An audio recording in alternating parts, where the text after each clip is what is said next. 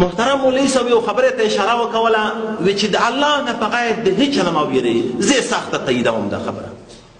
ګورئ، دین یو دین دی، قرآن یو قرآن دی، اسلام یو اسلام دی. خو افسوس چې دغه یو قرآن ته بندر او طرف ته یو قسم عملي کیږي او ته بندر دې طرف ته به بل قسم عملي کیږي. په دې ځای زما ډېر افسوس دی.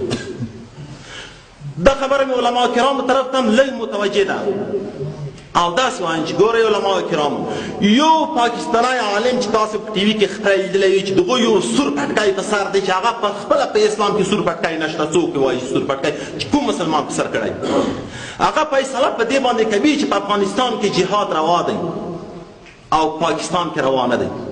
ولې په د افغاني عالم کې داسې یو غیرتي نه پیدا کړي چې داسې ورته وایي چې تو خدای په پاکستان کې فاحشهخانې نه دي موجودې؟ د دې دپاره چا یو اقدام کړی؟ ما خو چې راولاړوي زه بیا حقیقت درته وایم، ځکه ما وژونکی الله دی، بل څوک نه. که مې یو څوک مړ کړي، هر څوک مې چې مړ کړي فیصله را سره بیا د جنت د جهنم الله کوي، بل څوک یې نه کوي. مرګ مې کور دی، په الله باندې یو وخت مې وژني. یو چا ولې دا خبره په ټول 34 ولایتونو کې یو څوک راولاړ نه شو، د والي صاحب نه نیولې، د عالم نه رانیولې، د شورا نه رانیولې. داسې چې ورور ته څه کوي؟ تر څو پورې زما په افغانستان کې د جهاد روا بولي؟ ولې دلته قرآن نشته؟ دلته قرآن نه ویل کېږي؟ دلته 5 وخته لمونځ نه کېږي؟ دلته چې الله تبارک وتعالی د حضرت نبی کریم صلی الله علیه وسلم په دوره کې د جهاد په اوږدو کې نبی علیه السلام ته حکم وکړي هر هغه ځای چې صحابه یې درسوي چې هلته اذان مطلقا وشه، نور دغو کلي نه ځه، هلته جهاد نشته. زما ختمو ته راشه او زما مساجدو ته راشه چې په دولتي ارګان کې زه مسجد لرم، او بیا هم د جهاد فیصلې را باندې کېږي. د دې دپاره د حکومت نه مې دا تقاضا ده چې په زور مخه نیوی شي، په زور یې ونیسه، که پر رضا نیوی شي په رضا باندې ونیسه. د علماو نه مې دا تقاضا ده وروره چې مسلمانان یو، تاسو ورته وایئ د ځان نه خو دفاع وکړئ.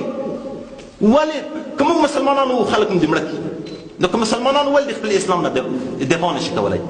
ولې نشي ویلی چې ته ملا صاحب ولې جهاد راته روا بولې؟ ولې مې د کافر سره تشبیه کوې؟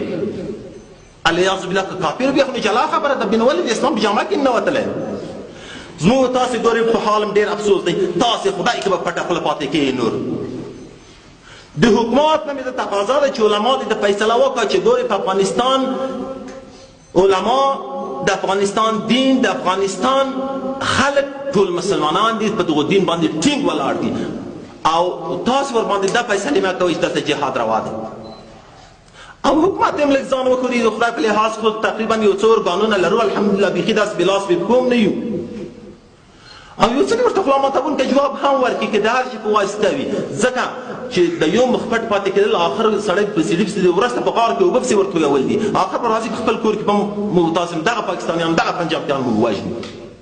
نو دا خبره زما ډېر ارمان وه چې ما زه به په یو ځای کې کوم چې د خدای په لحاظ هم حکومتي ارګانونو او هم علما کرامو د دې په اړه باندې یو اقدام وکړي، یوه مظاهره وکړي، یو خبره راپورته کوي چې دغه خبره زموږ په موږ باندې مه